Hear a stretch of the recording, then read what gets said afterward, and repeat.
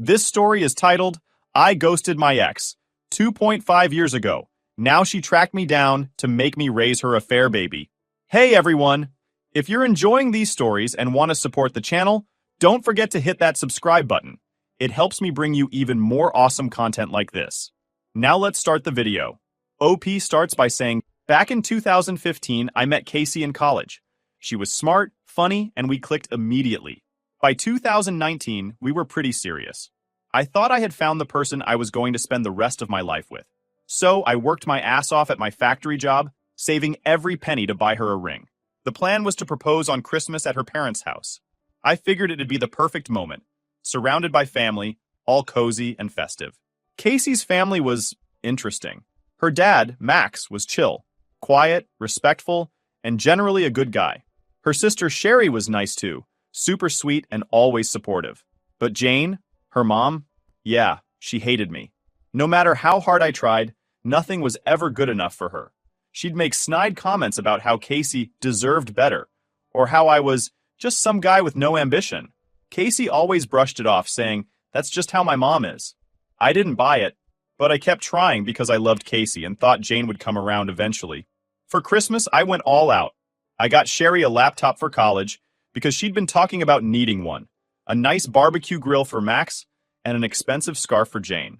Honestly, the scarf was a stretch for my budget, but I figured it might soften her attitude toward me. Casey was supposed to meet us there after her shift at the hospital, so I decided to go ahead and hand out the gifts. Sherry cried when she saw the laptop. She hugged me, saying it was the nicest thing anyone had ever done for her. Max looked genuinely happy with the grill, and even Jane managed a forced thank you for the scarf. For a moment, I thought maybe things were finally looking up, but Sherry started acting weird. She kept glancing at me, her eyes darting to Max and back like she was trying to decide whether to say something. Eventually, she pulled me aside into her room. Max followed, looking confused. Sherry was already tearing up as she said, I'm so sorry. I didn't want to ruin this, but I can't keep it in anymore. I had no idea what she was talking about until she handed me a pregnancy test. I just stared at it, completely frozen. It felt like my brain short-circuited. It's Casey's, she said. I found it last month. Then she dropped the bomb. Casey had been cheating on me since early in the year, and the guy was someone Jane had introduced her to. Sherry said Casey begged her to keep it a secret because she was figuring things out. I couldn't even speak. My chest felt tight, my hands were shaking, and my vision blurred. Max put a hand on my shoulder and said, Son, I'm sorry. I understand if you need to leave. That snapped me out of it. I nodded, thanked Sherry for telling me, and shook Max's hand. As I walked out of the room, I glanced at Jane. She was sitting on the couch, sipping wine, completely unfazed. I didn't say anything to her. I didn't trust myself not to explode. The drive home was a blur. By the time I got back to my apartment, I was shaking with a mix of rage and heartbreak. I called my family and told them everything. My mom was furious, saying, You're better off without her. My sisters were ready to fight Casey, but I told them to let it go. All I wanted was to move on. That night, around 11 p.m., Casey started blowing up my phone. She kept texting, saying things like, I can explain, and please just let me talk to you. I didn't answer. The next morning, I changed my number, deleted my social media, and started erasing her from my life. It hurt like hell, but I knew one thing for sure. I deserved better. After Christmas, I felt like I was in survival mode. Cutting Casey off wasn't just about avoiding her calls and texts. It was about protecting myself from everything she represented. I wasn't just heartbroken. I was humiliated, angry, and stuck replaying every moment of our relationship, trying to figure out how I missed the signs. She tried everything to get in touch. She called from blocked numbers, sent emails, and even tried reaching out to my family. Every message was the same. It's not what it looks like, or you're misunderstanding everything. I didn't bother responding. What was there to misunderstand? She cheated, got pregnant, and lied about it. End of story. I spent a lot of time with my family in those first few weeks.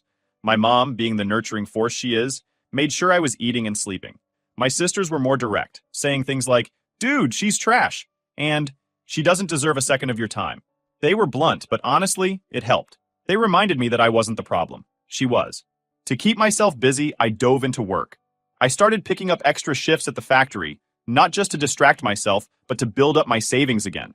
The money I'd spent on the ring? Gone. But that didn't sting as much as losing the life I thought I was building with Casey. I realized I needed to refocus on myself, so I started doing things I hadn't done in a while. I joined a local basketball league, reconnected with friends, and even tried learning how to cook. Spoiler, I'm still terrible at it, but it's fun. Slowly but surely, I felt like I was starting to heal.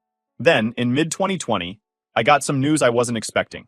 A mutual friend texted me out of the blue saying, "Hey, did you hear about Casey?" I debated ignoring it, but curiosity got the better of me. The friend told me that Casey's affair partner had ghosted her after finding out he was the father of her baby. Apparently, he wanted nothing to do with her or the kid. Casey was now a single mom, trying to figure things out on her own. My reaction? Honestly, I didn't feel much. A tiny part of me felt satisfied, like, that's what you get. But mostly, I just felt indifferent. Her drama wasn't my problem anymore, and I was relieved to be out of the mess. A couple of months later, Casey somehow got my new number. She called me, begging to talk. I don't know why I answered, but I regretted it immediately. She launched into this whole apology, saying she'd made a mistake and wanted to explain. I let her ramble for a bit before cutting her off. "Casey," I said, "I don't care anymore. Whatever you have to say, it won't change anything. We're done." That's when she switched tactics. She started guilt-tripping me, saying I owed her this, and that I was being unfair by refusing to hear her out. I told her flat out, "I don't owe you anything. You made your choices. Now live with them." Then I hung up. Not long after, Jane decided to get involved. She sent me a string of texts calling me a coward and saying I was running away from my responsibilities. I couldn't believe the audacity. Responsibilities? I wasn't the one who cheated. I wasn't the one who got someone else pregnant. I blocked her number too. For a while, it felt like they were everywhere, trying to drag me back into their chaos. But every time they reached out, it only solidified my decision to cut them off. I didn't want or need their explanations. I didn't want closure. I just wanted to move on. And eventually, I did. The calls stopped. The texts stopped. My days started feeling lighter. For the first time in months, I felt like I was in control of my life again. Mother's Day rolled around, and I was looking forward to spending it with my mom and one of my sisters, Raven. My mom has always been the heart of our family, and after everything that happened, I wanted to make the day special for her. We decided to grab lunch at Red Lobster, because seafood is her favorite. It was supposed to be a calm, drama-free day. Spoiler alert, it wasn't. We were finishing up and about to leave when I saw them, Jane and Sherry. Of all people in all places, they had to show up there. My stomach dropped. Sherry looked like she wanted to sink into the floor when she saw me, but Jane, she locked eyes with me and immediately had her usual look of disdain. I could feel Raven tensing up beside me. She's always been protective of me, and I knew she was ready to go off. Jane's expression changed the moment she noticed Raven. She looked confused, almost shocked, like she was piecing something together.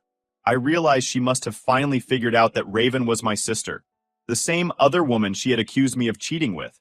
The audacity of it all made me want to laugh. Raven muttered under her breath, "Do you want me to handle her?" I shook my head. The last thing I wanted was a public scene. My mom gave Jane a cold, hard look before nudging me forward. "Let's just go," she said. But then Sherry stepped forward, practically begging, "Please, can we talk? Just for a minute. Alone."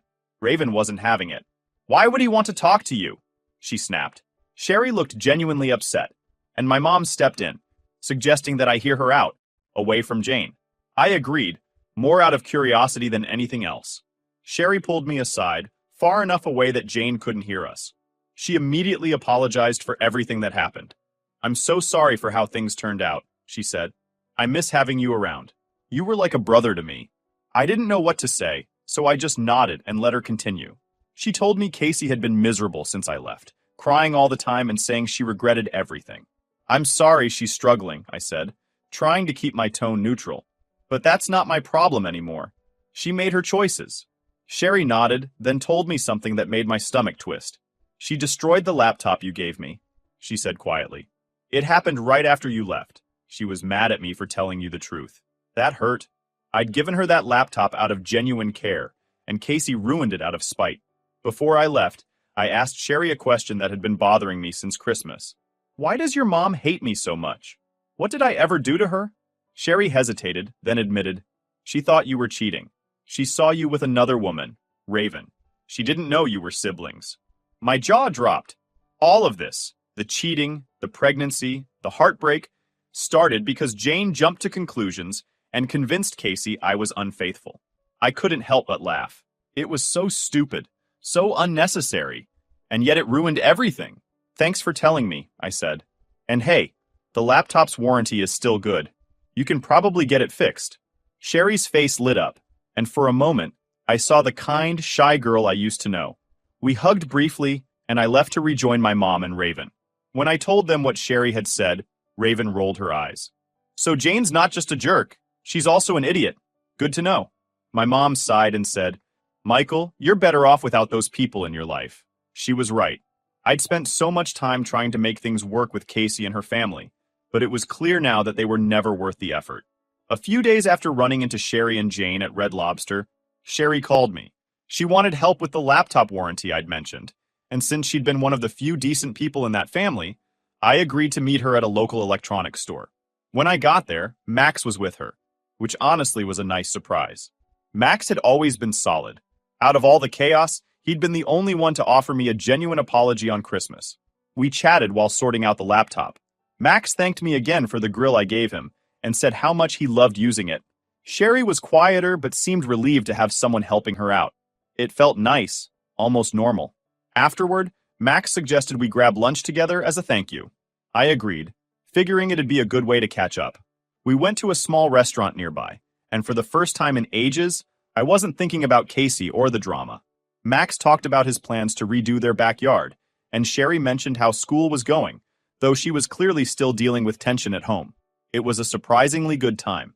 Then, just as we were finishing up, I heard someone call my name. I looked up, and there she was. Casey. My heart sank. She looked rough, tired, stressed, and like she'd aged years since I last saw her. Part of me felt sorry for her, but the other part was just annoyed that she'd showed up and ruined what had been a peaceful afternoon. Hi, she said, her voice barely above a whisper. She glanced at Max and Sherry, then back at me. Can we talk? I stayed seated and crossed my arms. What do you want, Casey? She hesitated, then stepped closer. I just want to explain. Please, I've been trying to talk to you for months. I sighed. You've got 5 minutes. Go. She launched into an apology, saying she'd made a mistake and regretted everything. I was confused, she said. My mom convinced me you were cheating. She said she saw you with another woman. I cut her off. You mean my sister? That's who Jane saw. Raven is my sister, Casey. If you'd bothered to ask instead of jumping to conclusions, we wouldn't even be here right now. Casey's face fell. I didn't know, I thought. She trailed off, looking completely lost. I should have talked to you. You just cheated, I said flatly. For almost a year. Instead of trusting me, you lied, slept with someone else, and got pregnant. And you expect me to care about your excuses now? Her voice cracked as she said, I wasn't happy. I didn't know what to do. You could have talked to me, I snapped. You could have ended things if you weren't happy, but instead you went behind my back. That's on you. Max and Sherry sat there awkwardly, clearly uncomfortable with the whole situation. Casey started crying, which might have worked on me years ago, but not anymore. Please, she begged. I want to fix this. I'll do anything. I shook my head. There's nothing to fix, Casey. You destroyed everything. I've moved on, and so should you. That's when she dropped the real bomb. But my son, he needs a father. He needs stability. I blinked, stunned by the audacity. Your son is not my responsibility. That's for you and his actual father to figure out. Oh wait, he ran off, didn't he? Sounds like a pattern. Casey flinched but didn't argue. Instead, she looked at me with tear-filled eyes and said, Why are you being so mean? Mean? I repeated. Casey, I worked overtime to save for a ring because I thought we had a future together. I planned to buy a house for us, to start a family with you. And you threw it all away. You don't get to call me mean for refusing to clean up your mess? She broke down completely, sobbing into her hands. Max finally stepped in and said, Casey, I think it's time to go. You need to respect his boundaries. She turned to Sherry, desperate for backup. Sherry, you understand, don't you? You know I regret everything. Sherry hesitated, then said, Casey, you're my sister, and I love you. But you made your choices. You can't expect him to just forget everything. Casey stared at her like she'd been betrayed, then stormed out of the restaurant. I sat there, stunned and exhausted, while Max apologized again. I'm sorry she showed up, he said. You've been through enough. It's not your fault, I replied. You and Sherry have been decent through all of this. That's more than I can say for the rest of your family. After lunch, I went home and told my family what happened. My dad laughed and said, Jane probably thought kicking you out would solve her problems. Look how well that worked out for them. My mom just hugged me and said, I'm proud of you for standing your ground. You deserve better. I realized then that Casey's apologies didn't matter. I didn't need closure from her. I'd already given myself that by walking away. After that confrontation with Casey, I thought I'd feel something. Relief, satisfaction, maybe even a sense of finality. But honestly, it felt empty. Closure wasn't what I expected. It wasn't neat, and it didn't magically make everything better. Instead, it just reminded me of how much damage had been done and how pointless it all was. A couple of days later, Sherry sent me a text thanking me for hearing her out and helping with the laptop. She said, I really miss having you around. You were like the brother I never had. That hit me harder than I thought it would. I told her I appreciated her honesty and that she didn't owe me an apology for Casey's mess. If anything, she'd been the only one in that family who acted with integrity. Hearing from Sherry made me reflect on how much I'd lost, not just with Casey, but with the parts of her family I'd grown close to. Max had always treated me with respect, and Sherry genuinely looked up to me. I didn't realize how much I missed having people like them in my life until that lunch. But I also knew staying in touch with them would mean risking Casey finding ways to worm back into my life, and I wasn't willing to let that happen. A week later, a mutual acquaintance reached out to tell me more about Casey. Apparently, she was still trying to contact old friends of mine, hoping they'd convince me to talk to her. She was struggling as a single mom, juggling work and raising her son alone after her affair partner completely ghosted her. I didn't feel vindicated hearing this. If anything, it just made me more certain I made the right choice by walking away. Her life was her responsibility now, and I wanted no part of it. Then, there was Jane. I'd expected her to double down on her hatred for me, but surprisingly, she'd gone quiet. I guess the confrontation at Red Lobster left her with nothing else to say. Or maybe she realized how much damage her lies had caused. Either way, I was relieved to be free of her meddling. One thing Casey said during the confrontation stuck with me, though. She claimed she only cheated because Jane convinced her I was unfaithful. At first, I brushed it off as another excuse. But the more I thought about it, the angrier I got. Jane had been meddling in our relationship from the beginning, planting seeds of doubt and encouraging Casey to find someone better. But Casey wasn't an innocent victim in all of this. She made the choice to cheat. She made the choice to hide it. And she made the choice to try and lie her way out of it when she got caught. In the end, it didn't matter who was more at fault. Jane and Casey were both toxic in their own ways, and I was better off without either of them. That night, I sat down with my family and told them everything. My dad chuckled and said, Son, Jane was looking for any excuse to get rid of you. That woman was always full of it. Raven smirked and added, And yet you're the one who came out ahead. Casey's stuck raising a kid alone, and Jane's probably tearing her hair out trying to fix things. Meanwhile, you've got a clean slate. That's a win. My mom, as always, was the voice of reason. She hugged me and said, Michael, I'm proud of you for standing your ground. You didn't let them manipulate you, and that takes strength. Final update, ... I thought things were finally done with Casey and her family. I had moved on, found peace, and was focusing on myself. But of course, Jane wasn't about to let things end quietly. A few weeks after the confrontation with Casey, I got a call from a number I didn't recognize. Against my better judgment, I answered, Michael, it's Jane. Her sharp voice came through the line. I almost hung up right there, but curiosity got the better of me. What could she possibly want now? What do you want, Jane? I said, already annoyed. We need to talk, she snapped, as if she was the one doing me a favor by calling. It's about Casey and the baby. I sighed. There's nothing to talk about. I've made my position clear. Goodbye, Jane. Wait! She barked before I could hang up. I'm not asking you to get back with Casey. I just think you should take responsibility for your part in this mess. That got my attention. My part? I asked, incredulous. What part is that, Jane? I wasn't the one who cheated. I wasn't the one who lied. So please enlighten me. Jane let out an exasperated sigh, as if I were the one being unreasonable. Casey is struggling. She's a single mother because of a misunderstanding that could have been avoided if you just explained things to me from the start. I couldn't believe what I was hearing. Are you seriously blaming me for Casey's affair? You were the one who introduced her to the guy. You were the one who convinced her I was cheating. Don't put this on me. Jane ignored my words entirely. That baby needs a father, Michael. You were practically part of the family for years. It's time you stepped up and helped. If not for Casey, then for the child. I was so stunned I didn't know how to respond at first. When I finally found my voice, I said, Jane, let me make this crystal clear.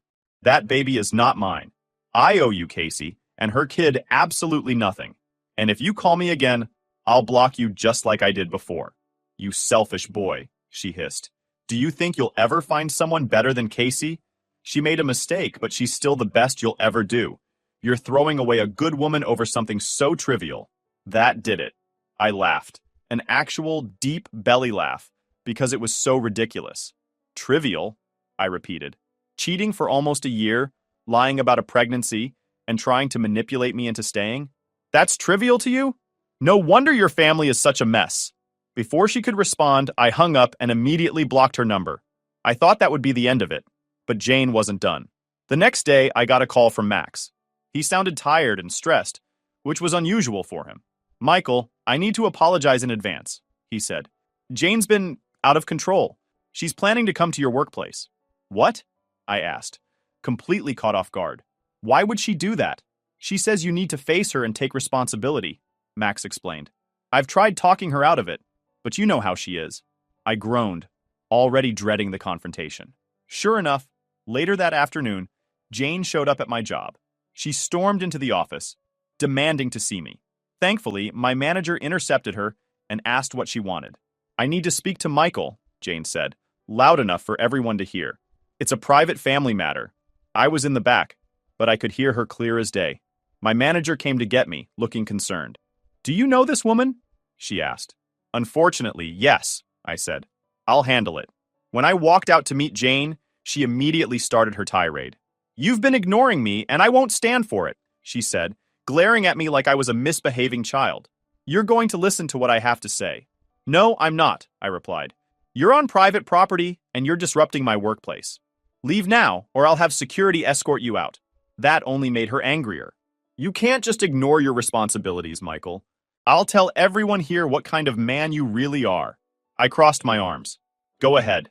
Tell them how your daughter cheated on me, lied about her pregnancy, and tried to manipulate me. See how much sympathy you get. Jane's face turned red, and for a moment, I thought she might actually explode.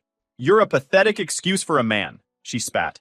I hope you end up alone, because no decent woman will ever want you. Before I could respond, security arrived and escorted her out. My coworkers were obviously curious, but I just shrugged it off saying, crazy ex's mom. Long story. They didn't press further. Later that night, I got a text from Sherry. She apologized profusely for her mom's behavior and said Max was furious with Jane for embarrassing their family. She's out of control, Sherry wrote. Max is thinking about filing for divorce because of this. I told Sherry it wasn't her fault and that I didn't blame Max for wanting out. Jane had caused nothing but chaos, and honestly, I felt bad for him. The whole situation left me emotionally drained, but it also reinforced one thing. I made the right decision by cutting Casey and her family out of my life. They were toxic, entitled, and incapable of taking responsibility for their actions. And I wasn't about to let them drag me down with them.